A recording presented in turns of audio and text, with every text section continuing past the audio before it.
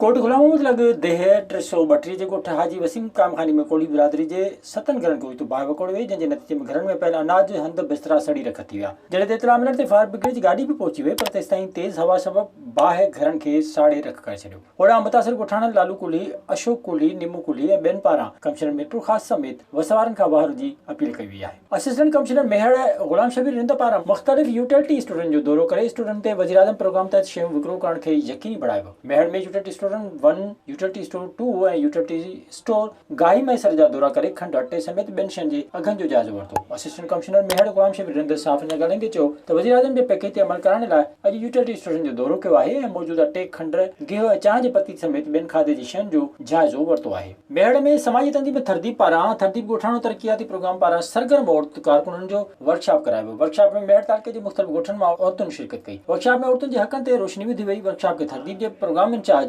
सैयद नदीम शाह महताब सिंधु ॿियर ख़िताब कंदे चयो त औरत समाज जो अहम हिसो आहे। अफ़सोस जो औरतुनि खे फरसूदा रस्मुनि जे वर चाढ़ियो वियो आहे। औरतुनि में शूर वक़्त जी अहम ज़रूरत आहे। जेसिताईं सिंध जे औरतुनि खे तालीम न मिलंदी, उहे तरक़ी न करे सघंदियूं ऐं औरतुनि जी बराबरी वारा हक़ ॾियण सां ई समाज तरक़ी करे सघे थो। खपरालग ॻोठ हाजी मोहम्मद चाहियो में बिजली जूं तारूं हवा में टकराइण सबबि 3 कखावनि अझनि समेत माल जे वाड़े खे बाहि वकोड़े वई। लॻल बाहि सबबि पुरत सखी मोहम्मद कलर जे कखा ऐं अझे में पयल समूरो अलॻि तरह सड़ी रखण जो ढेर बणिजी वियो, जंहिं ते ॻोठाणे जलाल चाहियो, इस्माइल चाहियो जे कखावनि अझनि समेत बाहि नवाज़ अली चाहियो जे चुपाए माल जे वाड़े खे मुकमल तौर ते साड़े छॾियो। बाहि जे करे को बि जानी नुक़सान न थियो। फायर ब्रिगेड ऐं ॻोठाणनि पंहिंजी मदद पाण तहत बाहि विसाए वधीक नुक़सान थियण खां बचाए वरितो। विज़िट कयो अवामी आवाज़ मीडिया ग्रुप जी वेबसाइट awamiawaz.bk